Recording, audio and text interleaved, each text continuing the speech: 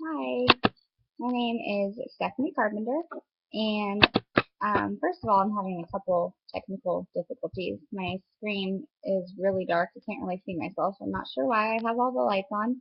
And also, my printer isn't working, so I don't have the graph to show you in the video, but I'm going to do my best at explaining it really well so you can visualize it. My behavior change proposal was on an 8-year-old girl who engages in frequent vocal stereotypy and scripting behavior. She currently attends an ABA center that I work at full time, which is 40 hours a week, Monday through Friday. She used to attend a public school in New York where she lived with her family, but her family moved here to attend the ABA center when she started struggling really bad in the school setting. She needed a more one-on-one restrictive setting. The reason for the referral of targeting the vocal stereotypy is due to the disruption in her academic performance and also to the peers around her. It is the behavior has been hindering her academic performance and it disrupts the other children in class, which in turn is affecting their performance. Her vocal stereotypy is defined as any instance of talking out of context that does not have to do with the current activity or situation, and it must be audible from 3 feet away. We measured it with partial interval data, which we thought was the best measurement system in this case to capture this behavior. We used 30-second intervals for a period of 10 minutes each session. So I am her primary therapist, and the first 10 minutes of the session in the morning, I would take the data, and then her secondary therapist, which is her afternoon therapist, would take data in the afternoon also. So it was getting probed 2 different times of the day. We also used an ABAB design, which is baseline treatment, in order to best display a functional relation between the treatment and the behavior. During the baseline phase, there was a lead instructor at the front of the classroom teaching the group of 4 different clients, so she had 3 peers in class with her. Myself, the primary therapist, and another therapist for IOA purposes sat in the back of the room at least 3 feet away from our client and took the data. No prompts were used during this baseline phase and no token board was used. It was just simple recording of data in the natural setting to see the type of data that we could collect. During the treatment phase, the same people were present and in the same positions, but a token board would be placed on her desk. And at the beginning of group, we would go over her rules. I would set her token board in front of her on her desk so she could refer back to it. And she would receive a token every 2 minutes if she did not engage in the vocal stereotypy during that interval. But if she did engage in the vocal stereotypy, then a token was removed. So we used a response cost method. And it was right on her desk in front of her during the class.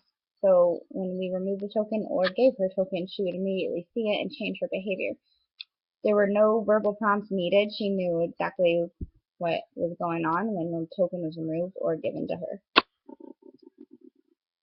IOA was recorded for 25% of the baseline sessions with an average of 92% agreement, and then IOA data was recorded for 25% of treatment sessions with an average of 95% agreement. The results of my proposal showed a decreasing trend across all 4 phases of the study. During the second baseline session, vocal stereotypy returned to a higher frequency. There was a large variability between these sessions. This shows that the intervention was successful and effective. During the first baseline phase, there was a stable trend without a lot of variability. During the first treatment session, there was a decreasing trend with a large amount of variability. We then returned to a second baseline phase where there was a stable trend with a small amount of variability. And then finally, we conducted a second treatment session, and in this phase, there was another large decreasing trend with a larger amount of variability among the data points. My plan for generalization, after about a month of intervention, we will begin to thin the reinforcement schedule to a 5-minute interval to receive tokens rather than the 2-minute interval that we are currently using. We will gradually continue to thin the reinforcement schedule by increasing the amount of time that it takes to receive a token. Verbal prompts providing attention to the vocal stereotypy will also be faded over time. She is highly motivated by social praise and receiving high grades, so we will be decreasing the tangible reinforcement and allowing naturally occurring reinforcers by having her receive higher grades due to paying attention in class rather than engaging in the vocal stereotypy, which will hopefully improve her academic performance. Her parents are on board with the intervention and providing praise and attention when she is not engaging in the vocal stereotypy. This will promote generalization to other persons and settings in the home environment and hopefully the school environment that she will be attending after the ABA clinic. The results of this intervention showed a significant decrease in the vocal stereotypy behavior. When she was presented with a response cough and lost tokens when engaging in the vocal stereotypy, she would get upset and immediately have a quiet mouth in class. This displays her motivation for engaging in appropriate classroom behavior, which is exactly what we want to see.